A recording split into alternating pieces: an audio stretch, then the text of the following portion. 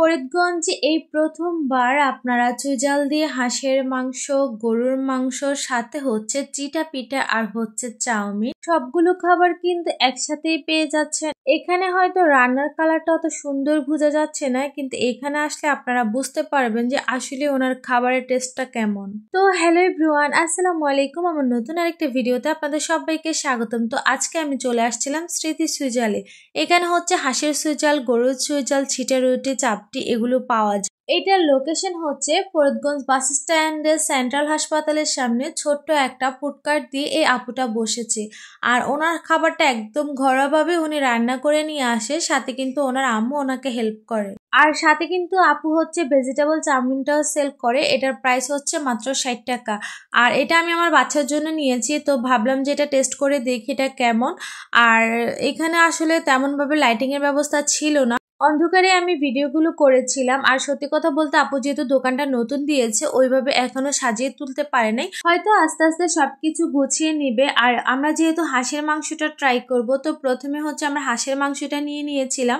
এখানে হচ্ছে 4 পিস হাঁসের মাংস, একটা রসুন আর হচ্ছে 1 পিস চুইঝাল উনি এক প্লেটে 200 টাকা করে রাখে।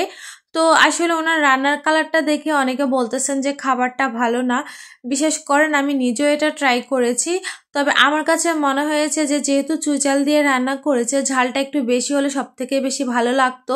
তারপর আমি এটা ওনাকে পার্সোনালি বলেছিলাম, পরে আপু আমাকে বলতেছিল যে আপু আপনি বলতেছেন ঝাল আর একটু বেশি দেওয়ার জন্য, কিন্তু অনেকে বলতেছে যে ঝালটা নাকি বেশি হয়ে গেছে। তো যাই হোক, এক একজনের মুখের টেস্ট হয়তো এক এক রকম, তবে আমার কাছে মনে হয়েছিল যে ঝালটা যদি আরেকটু বেশি দিত তাহলে হয়তো আরেকটু ভালো লাগতো।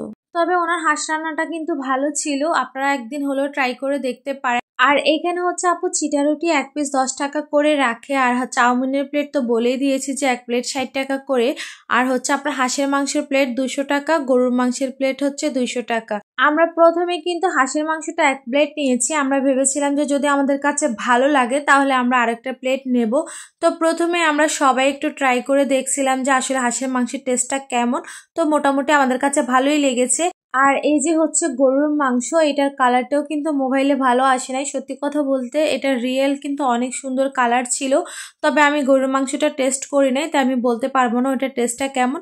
তবে হাঁসের মাংসটা ভালো ছিল। তো এই আপুর দোকানটা আমি কিন্তু আবারও দেখিয়ে দিচ্ছি। এটা একদম সেন্ট্রাল হাসপাতালের সামনে ফরিদগঞ্জ বাস স্ট্যান্ডে একদম ছোট একটা ফুডকার্ট দিয়ে আপু বসে।